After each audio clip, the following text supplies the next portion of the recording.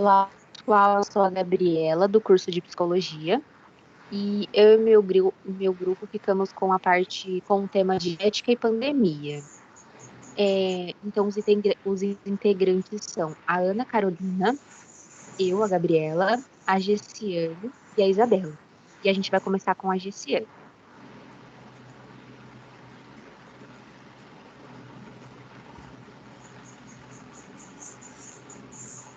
Olá, eu sou Gessiane Regi Martins e eu vou relacionar o tema com a ética. E para que possamos conduzir um debate fluente ao redor do tema, é necessário relembrar o que é ética. É a parte da filosofia que estuda e estabelece os princípios e convicções que regem as relações entre indivíduos na sociedade. E por que essa discussão é importante? As pandemias alteram de maneira drástica os costumes e relações interpessoais dentro da sociedade, fazendo com que o surgimento de inovações sejam necessárias. E a ética conduz essas inovações para que elas sejam benéficas para a sociedade, como, por exemplo, a gripe espanhola, que impulsionou a criação de políticas de saúde no Brasil. Essas mudanças de costumes fazem com que haja necessidade de um debate sobre as alterações culturais, para que sejam registradas e estudadas devidamente. Citarei 3 pontos importantes em que estamos vivenciando e a ética está ativamente inclusa. Podemos citar inicialmente a atividade científica e os ensaios clínicos, que são regulamentados e fiscalizados pelo Comitê de Ética em prol da veracidade de artigos e da boa conduta na criação de uma solução médica para o Covid. As ações individuais são discutidas eticamente também, como o uso de máscara em prol da segurança e saúde de todos, o respeito da quarentena somente em momentos extremos necessários. E todos os atos empáticos são bem vistos eticamente e considerados nos estudos sobre os efeitos culturais da pandemia e quarentena no comportamento humano. O maior dilema ético passado pelos médicos nessa quarentena foi a escolha de Sofia. Eles tiveram que escolher quem iria viver ou morrer, pois os recursos foram e fez com que houvesse a necessidade da criação de um comitê ético, especializado em decisões como essa. A ética não está apenas nessas 3 questões que eu trazido. Ela está inclusa em todas as ações individuais e coletivas na sociedade. A discussão ética acima de tais dilemas faz com que passemos por esse problema da melhor maneira possível, sem muitos efeitos colaterais, permanentes, e que aprendemos com nossos erros para possíveis problemas futuros. Pode passar, Gabi.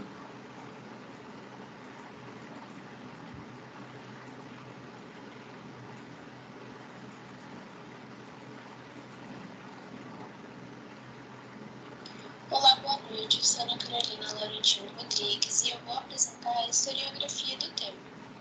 Primeiramente, eu vou começar definindo o que é pandemia. E de acordo com a OMS, Organização Mundial da Saúde, pandemia é a disseminação de uma doença que se espalhou por diversas partes de diversas regiões continental mundial. Esse termo passa a ser usado como uma epidemia, que é um surto que afeta uma região, se espalha por diferentes continentes com transmissão sustentada de pessoa para pessoa. As pandemias não são novidades para a humanidade.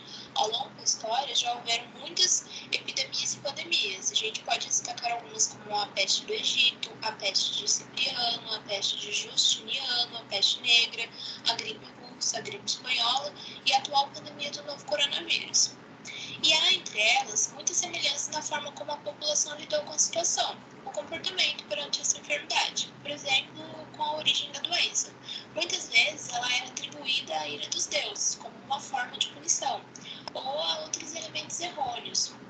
Uma outra semelhança ocorreu com a disseminação de informações sem comprovações científicas sobre o tratamento e remédio para a doença na gripe espanhola, assim como ocorreu aqui no Brasil e também em outros países com a atual pandemia do novo coronavírus, e continua a ocorrer, como xaropes, remédios e alimentos que seriam eficazes contra a doença.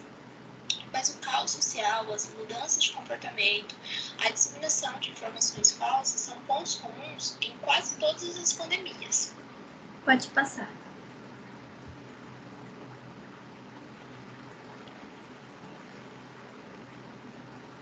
E agora eu vou especificar duas grandes pandemias, que foi a peste negra de 1347 a 1351. Foi quando a peste bubônica voltou 800 anos depois do último aparecimento. Ela assolou os continentes asiáticos e europeu. E ela era transmitida aos humanos por pulgas dos ratos. Ela matou entre 75 a 200 milhões de pessoas. E naquela época, as condições de saneamento urbano eram muito ruins. E na medida que a higiene e o saneamento das cidades melhoraram, junto com o isolamento social, a curva começou a descer. E também foi durante a peste negra que o conceito de quarentena foi adotado, e foi muito importante naquela época. A gripe espanhola é a outra pandemia que eu vou especificar, que foi de 1918 a 1920. Foi a pandemia do vírus influenza, e estima-se que o número de mortos esteja entre 17 milhões a 50 milhões, mas há projeções de que esse número de mortes chegue a 100 milhões. E no início do surto, houve a negação da crise sanitária. Algo que também ocorreu no Brasil por parte das autoridades, né? E aqui no Brasil, a gripe espanhola provocou mudanças políticas e criação de políticas públicas voltadas para a saúde. Pode passar.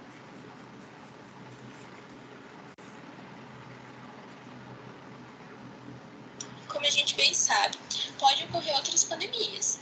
E a gente tem que se preparar para essas possíveis pandemias e também cuidar do atual. Então, por isso é muito importante a gente voltar na história e aprender como as outras pessoas lidaram com as outras pandemias. E investir, valorizar as pesquisas científicas e clínicas, aprimorar a vigilância epidemiológica, investir em saúde e informação para a população. Atualmente, o mundo encontra-se com mais de 55 milhões de casos e mais de 1 milhão de mortes vítimas da Covid-19. E a segunda onda já é uma realidade em muitos locais.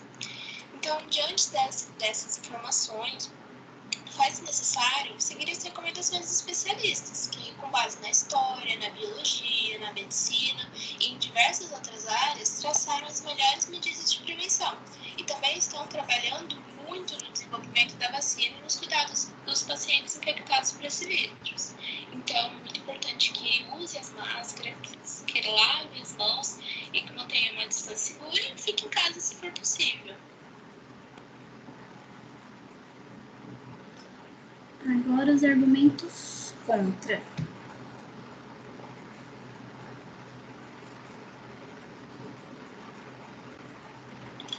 Agora eu vou falar os argumentos contra. São muitos os argumentos contra os pontos negativos da atual pandemia do novo coronavírus. E a gente pode destacar alguns como as inúmeras perdas em infectados vítimas da Covid-19. São mais de 6 milhões de casos e mais de 160 mil mortos apenas no Brasil. E no mundo são mais de 55 milhões de casos e mais de 1 milhão de mortes vítimas da Covid-19. Outro ponto é os impactos na saúde pública. Houve o aumento das demandas do SUS e ocorreu falta de teste, falta de leitos para os pacientes. Outro ponto são os impactos psicológicos. Houve o aumento dos sintomas de depressão e ansiedade na população. Também teve medo da infecção e morte da própria pessoa, ou medo de morte de entes queridos, então, da família, amigos, pessoas próximas. Também houve casos de suicídios que foram potencialmente ligados aos impactos psicológicos da Covid-19. Também tem os sintomas de estresse pós-traumático, confusão, raiva, preocupações com perdas financeiras e também comportamentos discriminatórios em grupos específicos, como os chineses, principalmente no começo da pandemia, que pode gerar impactos psicológicos nesses grupos. Também os impactos psicológicos nos idosos, que foi a faixa etária, a faixa etária com o maior número de óbitos em decorrência da Covid-19. Outro impacto muito importante é o impacto financeiro. Em julho, 44% das empresas sentiram os impactos da pandemia, e as empresas mais afetadas são as pequenas. O setor de serviço foi o mais afetado, atingindo 47% das empresas desse setor. O setor de comércio foi o segundo setor mais afetado, e os efeitos negativos atingiram 44% das empresas desse setor. 13,5% das empresas demitiram os funcionários e 38,7% optaram pelo trabalho domiciliar. E os segmentos mais vulneráveis, como os trabalhadores informais ou as pequenas empresas, foram os que sentiram o maior impacto. Outro impacto muito importante foi na educação.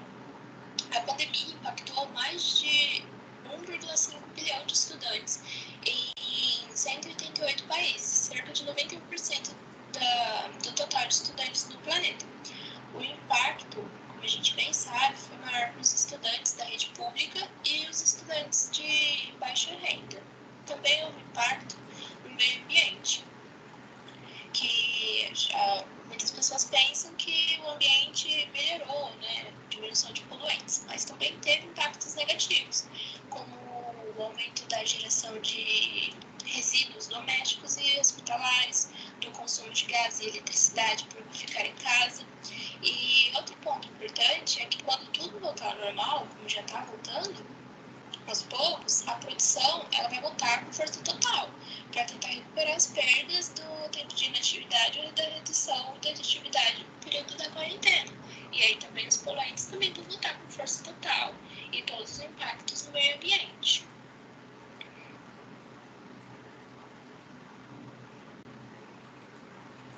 Agora os a favor. Mundo conectado.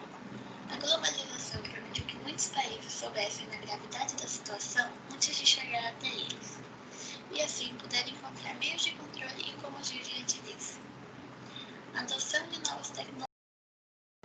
Muitas empresas tiveram que se adaptar à nova realidade em que estamos inseridos, então criou meios de home office, a mídia encontrou novos meios de levar entretenimento até a casa da pessoa, e escolas e professores tiveram que aprender novos meios de levar o conhecimento até os alunos. Ter mais tempo conosco. Vivemos em um mundo que não para nem e forçou a desaceleração de alguns, fazendo com que as pessoas passassem a cuidar mais de si mesmas, ter tempo com seus filhos e familiares e que prestassem mais atenção em sua saúde, tanto física quanto emocional. A desestabilização do discurso anti-vacina. O alto contágio de mortalidade causado por esse vírus mostra que o problema só será contido com a criação de uma vacina que possa combater essa doença, desestabilizando esse discurso. A valorização da imprensa como fonte de informação. Apesar de existirem diversas fake news, essa pandemia evidenciou a importância da imprensa, visto que as informações serviram para que a maioria das pessoas inicialmente respeitassem a quarentena e a sua gravidade. A reflexão sobre relações humanas, sobre afeto e sociedade em tempos líquidos de novas tecnologias. A tecnologia foi um grande impulsionador de aflições nessa quarentena, já que as pessoas, mesmo em sua casa, participaram ativamente da vida de seus entes queridos. E a reafirmação do Sistema Único de Saúde, o SUS. Apesar das críticas acerca do SUS, não podemos deixar de considerar como é importante a existência do nosso sistema de saúde diante dessa e de outras epidemias, visto que a população brasileira depende majoritariamente do SUS, e sem ele, o número de mortalidade poderia ser muito maior.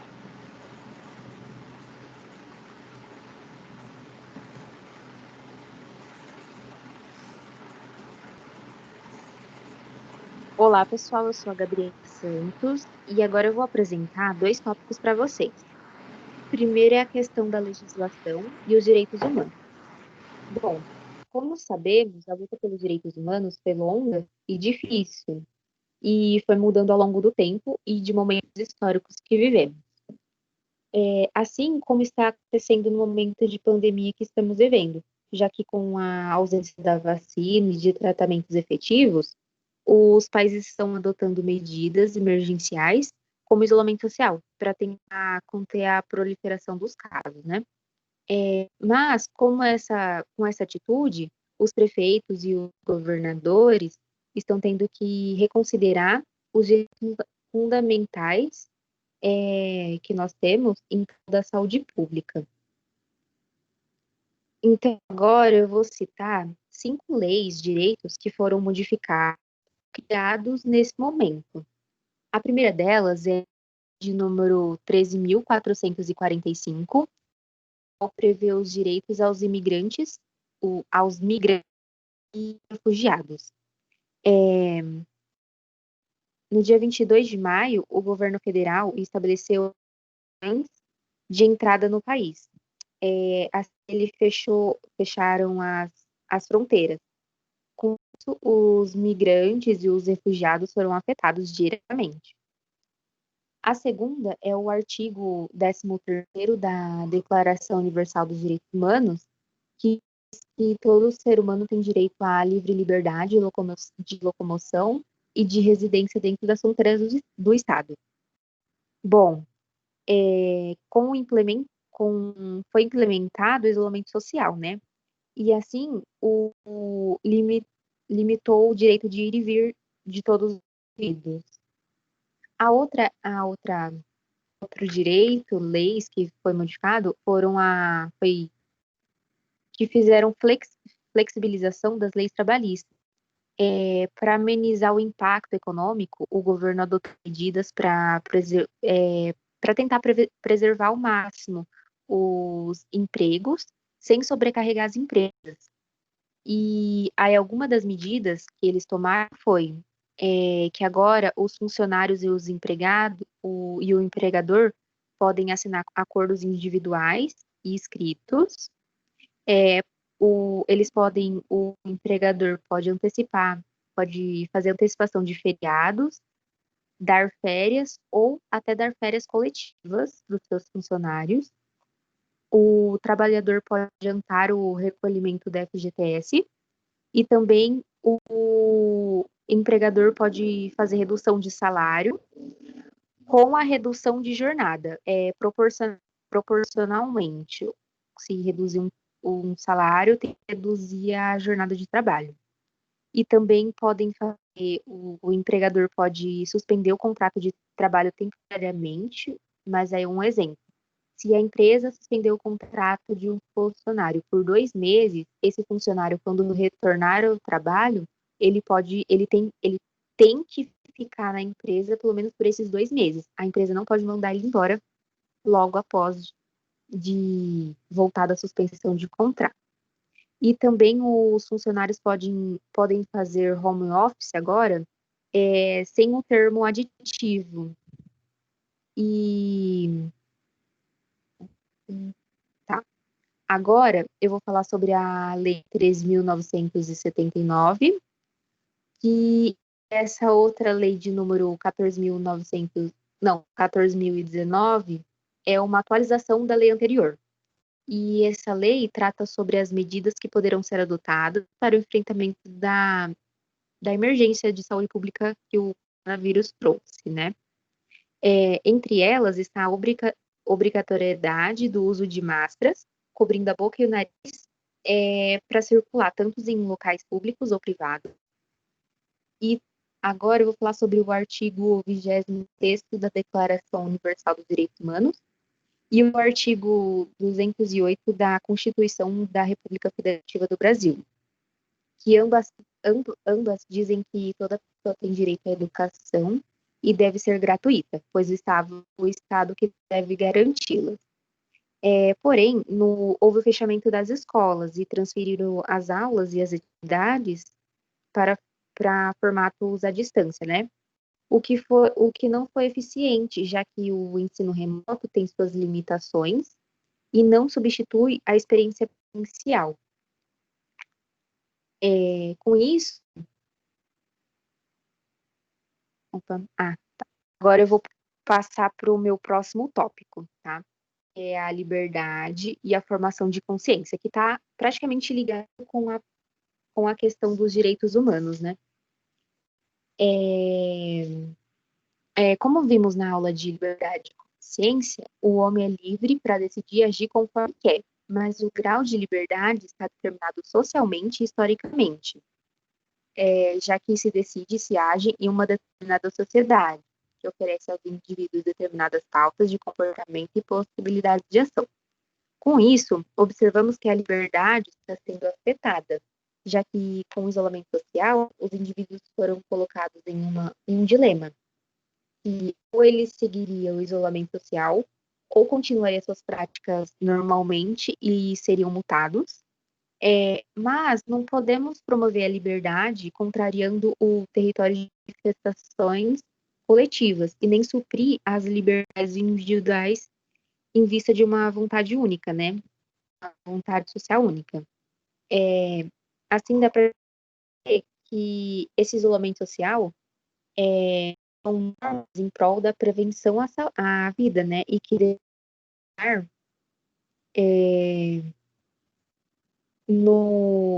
e que não devemos pensar no individual. E somos responsáveis por nós mesmos, na mesma medida, na exata medida, em que também somos responsáveis pelo outro, como dizia Baum, né?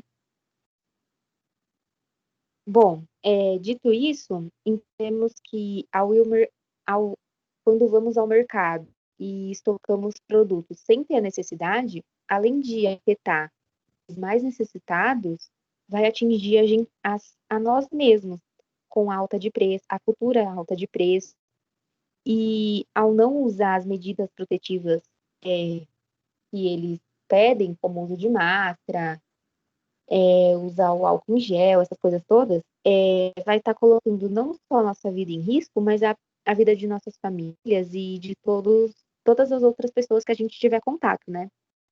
Então, para concluir, o problema da liberdade, o problema é a liberdade sem a responsabilidade para com o outro. Bom, assim eu concluí meus 2 tópicos e eu passo a minha fala para a Isa.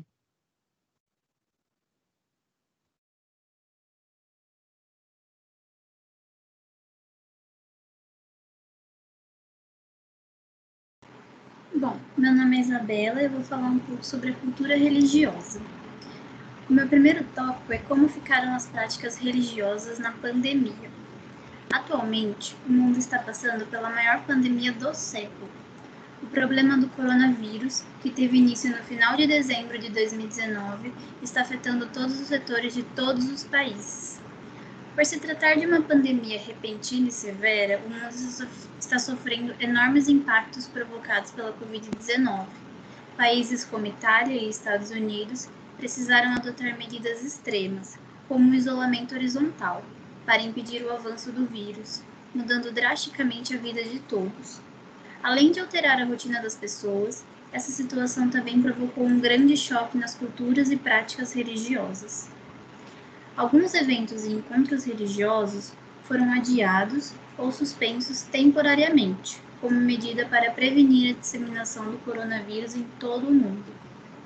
Assim, a preocupação com o novo vírus também chegou aos templos religiosos do Brasil, e algumas denominações, como igrejas evangélicas e mesquitas, suspenderam cultos e celebrações por tempo indeterminado para evitar a aglomeração e uma possível transmissão em massa do vírus entre as pessoas. Para tentar resolver essa questão, alguns templos têm transmitido mensagens religiosas aos fiéis por meio de serviços de streaming, redes sociais, aplicativos e até do rádio. Há entidades que mantiveram alguns eventos seguindo orientações médicas, mas orientaram fiéis com mais de 60 anos ou com sintomas da doença a ficar em casa. Por outro lado, houve alguns líderes religiosos de grandes igrejas que disseram que não iriam fechar as unidades e até pediram para que fiéis parassem de ler notícias sobre a pandemia, para conseguir assim seguir normalmente a rotina, fingir que o vírus parou. Dessa forma, diferentes lideranças religiosas defendem que a justiça erra ao pedir o fechamento dos templos em meio à pandemia global do coronavírus, pois afirmam que a igreja é um serviço essencial pelo apoio religioso que oferece num momento tão delicado. É durante as crises que as pessoas mais precisam de aconselhamento e apoio psicológico, e as igrejas fazem esse papel melhor do que o Estado. É o que eles afirmam, né? Em relação à oposição entre religião e ciência, a situação em que as religiões se encontram no momento revela um status do sagrado nas sociedades modernas. as próprias instituições suspendem ou realizam adaptações a fim de não contrariar orientações seculares do governo e da ciência. Mesmo denominações mais deterministas, segundo as quais nada acontece fora dos traçados planos divinos, inclusive o fato de se contrair ou não uma doença, não se rebelaram contra orientações governamentais, ou seja, é a primeira vez em que ciência e religião não se opõem. Agora, o segundo tópico é os riscos das igrejas e templos. Igrejas e templos são considerados locais de alto risco da transmissão da Covid-19. Em suas orientações, o CDC, que é o Centro de Controle e Prevenção de Doenças dos Estados Unidos, destacou o perigo aumentado de contágio oferecido por aglomerações de 10 ou mais pessoas, o que inclui cultos e missas. De acordo com o órgão, são locais com mais oportunidade de contato físico entre pessoas e menos chances de terem distanciamento físico adequado. O CDC pede que comunidades de fé encorajem o uso da cobertura facial de tecido entre funcionários e fiéis, ou seja, a máscara. A OMS, que é a Organização Mundial da Saúde, vai na mesma linha quando aconselha evitar reuniões grandes e realizar rituais e atividades ligadas à fé de forma remota ou virtual. A entidade global também diz que qualquer evento deve ser baseado em uma avaliação de risco sensata e alinhada com orientações de autoridades nacionais e locais. Em portaria de 18 de junho de 2020, o Ministério da Saúde listou recomendações contra o novo coronavírus, que incluíam o uso de máscara em todos os ambientes, incluindo lugares públicos e de convívio social, e também orientou que fossem evitadas situações de aglomeração, além do uso do álcool gel. Agora, o terceiro tópico, que são falas de especialistas. A primeira fala é do Alexandre Cunha, que ele trabalha no Hospitais Brasília e Sírio-Libanês do Laboratório Sabin. E a segunda fala é os dois são infectologistas. Cadê o nome dele? Tá, mas a segunda fala é de um professor da Faculdade de Medicina da UFMG. Tá. A primeira fala é: o vírus não se importa pelo motivo pela qual as pessoas estão reunidas, se é lazer, esporte ou religião. É compreensível que as razões pelas quais as pessoas procuram eventos religiosos nessa época são de caráter íntimo e devem ser respeitados, mas a questão da saúde pública deve vir sempre em primeiro lugar. A segunda fala: ainda não é momento de festa, futebol, ir à missa ou qualquer outro culto religioso, já que a transmissão do vírus é muito mais eficaz entre quatro paredes. Pode passar. Agora, o outro tópico é as coisas que acontecem fora do Brasil. Nos Estados Unidos, com a reabertura de igrejas em diversos estados, em junho, comunidades religiosas nos estados do Alabama, Kansas, Oregon e Virgínia Ocidental foram locais de disseminação da Covid-19. E no início de junho, um foco de 112 infecções e uma morte por coronavírus foi detectado em uma igreja no norte da Alemanha. Já na Coreia do Sul, no início da crise sanitária causada pelo novo coronavírus, em março, estima-se que mais de 60% dos quase 8.200 casos do país estavam vinculados a uma igreja da região. Ainda assim, um evento evangélico no leste da França, realizado em março, teria contribuído para o espalhamento do coronavírus pelo país, de acordo com as autoridades. Na época, a região se tornou a área mais atingida pelo vírus.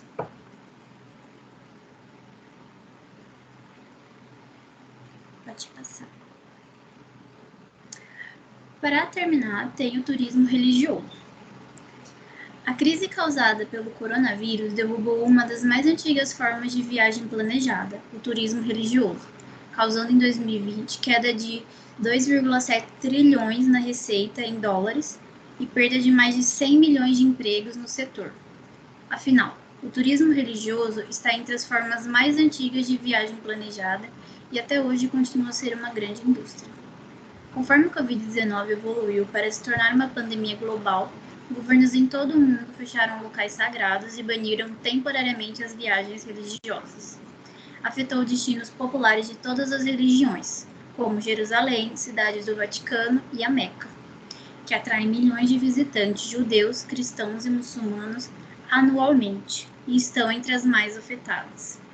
Da mesma forma, locais budistas e templos hindus também sofreram uma queda do número de visitantes. Pode passar. E aí temos a nossa conclusão do trabalho, que é: o coronavírus está sendo um grande desafio para todos no mundo.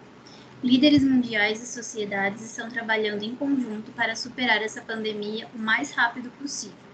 Apesar de alguns dados evidenciarem que essa situação vai perdurar por mais algum tempo, é necessário ter otimismo e esperança para enfrentar os problemas que surgem. Somente seguindo as medidas propostas pelos profissionais de saúde que vamos conseguir resolver e vencer essa luta. Portanto, fiquem seguros e fiquem em casa.